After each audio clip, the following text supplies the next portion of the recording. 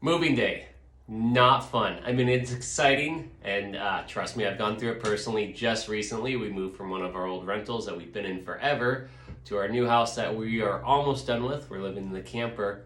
Whole nother story, but we're going to focus on moving today. I will say, as a real estate agent, I try to prep my clients to get ready for moving day. It comes up fast and crazy. I am one of the top 3 stories that waited and waited to where I actually had to hire a moving company for the last 3 days. Luckily, I went with basically a private little company, hired them in for 4 hours. It came to $250 an hour. That's fine. They actually loaded up the truck. They followed me over to the location and unloaded it. Did that 2 days in a row and had everything done within about 8 hours of all the stuff. Now, Brandy and I prepped. We packed the boxes. We moved stuff already. And we were still behind our closing date to get out of the house. Because remember, that day of closing date, you have legally in Washington State until 9 p.m. to be out of the house. Still, it's always nice to be out early for them, and especially if you're ahead of the game. I am number 3 on my top 3 of worst cases because it was not fun. It was literally throwing stuff in a U-Haul truck, driving over, having the guys unload it, doing that 2 days in a row, just sweating, drenched, crazy. Prep, get ahead. Number 2, had a client that was working with another agent. Same thing, they're supposed to be out that day. They were way behind. The buyer actually tried to cancel the sale because they weren't out of the house. Now, luckily, we said, what are you doing? You can't do that. They wanted the earnest money back. Doesn't work that way. You're canceling for no reason. We can still get the buyers out by 9 p.m. He came back. He sent the wire for the money, closed on the deal. Sellers were out, and that was a crazy move.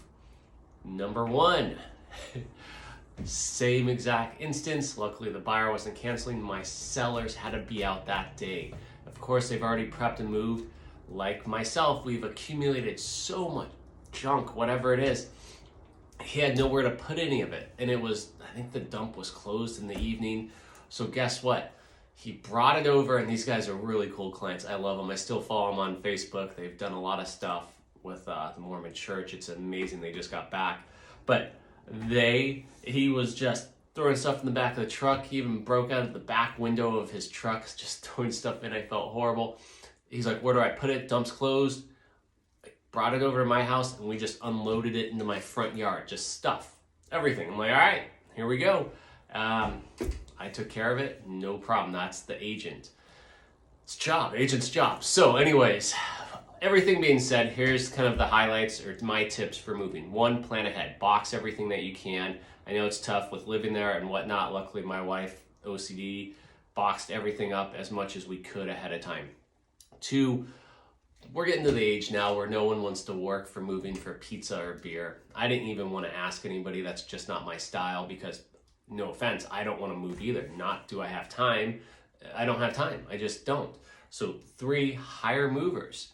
And the catch is, I like to find more local movers. Now, there's one I was checking out. They wanted to charge for the drive time coming to the house.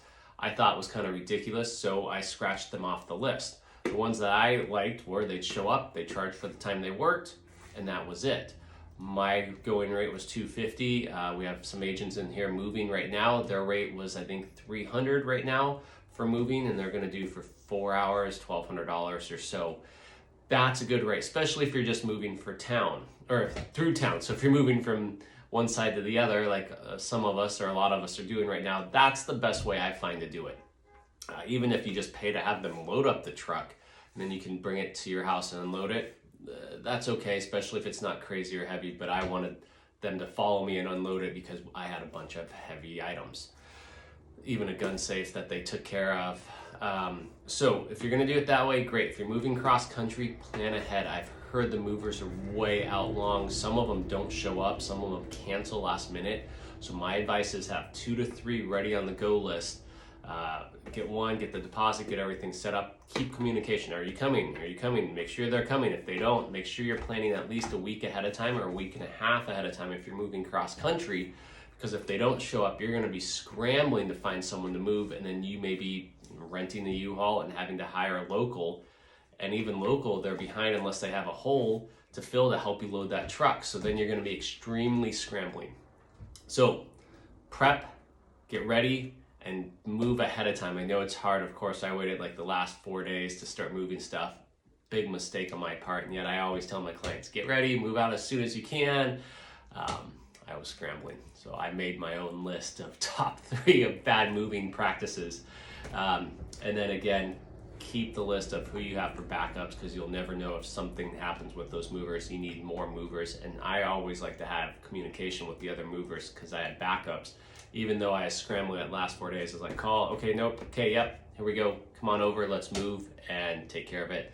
And the company I used did a phenomenal job, so give me a call. I have a few on my list that are the top movers that are at least locally here. If you're going cross country, let me know. I have a few of them that I'd recommend as well. And then they even load up the storage units. So I had my guys load up the storage units. I've seen the cross countries come and load up the storage units as well, especially if you're still waiting for the house to be built or to close on the home. And then you can take your time taking it out of the storage unit. Yes, it's a little extra money, but it's nice to take your time. That's it for moving stories. Hope it was quick, easy.